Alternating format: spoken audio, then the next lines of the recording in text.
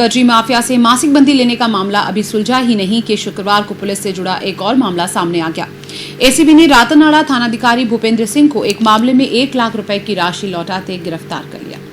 रातनाड़ा police ने 21 मई को एक कोचिंग क्लास में फर्जी आयकर आयुक्त बनकर स्टूडेंट्स को प्रतियोगी परीक्षाओं की तैयारी कराने वाले विक्रम सिंह राठौड़ को गिरफ्तार किया था।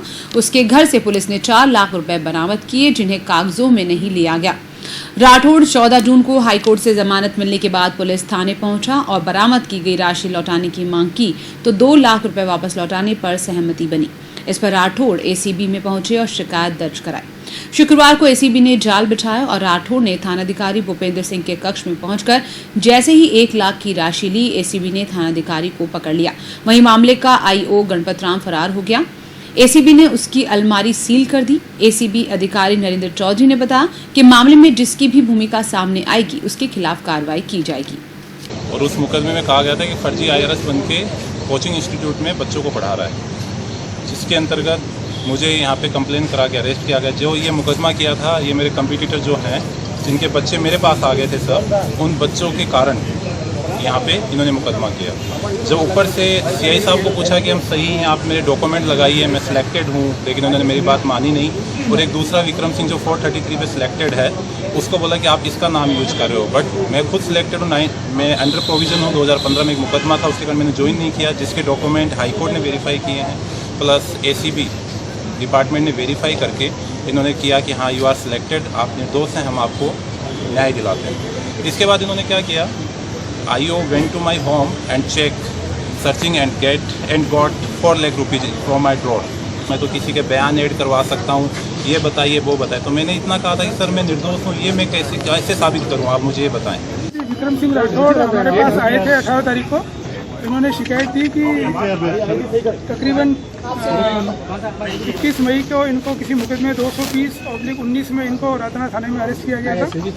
और 22 तारीख की सुबह इनके घर से करीब 4 लाख रुपए सर्च के नाम पर रिकवर किए गए थे, जिनको कि थाना स्टाफ ने रिकॉर्ड पर नहीं लिया और मालखाने में जमा नहीं कराया था। जब 14 तारीख के आसपास 14 जून को परिवादी की जमानत हाईकोर्ट से हुई, इस मामले में बाहर आने के बाद उसने थाने में संपर्क किया और उसने अपने पैसों की डिमांड की कि जो मेरे पैसे 4 लाख घर से लाए थे, अभी रिकॉर्ड में नहीं लिए, वे रुपये मुझे वापस दे दीजिए। इस पर थाना स्टाफ और थानाधिकारी ने आनाकानी की और इसके संबंध में उन्होंने मना कर दिया। तो इसने एक वीडियो क्लिप दिखाई कि मेरे पास आपके मेरे घर आने की और लिफाफा लेकर जाने की वीडियोग्राफी है।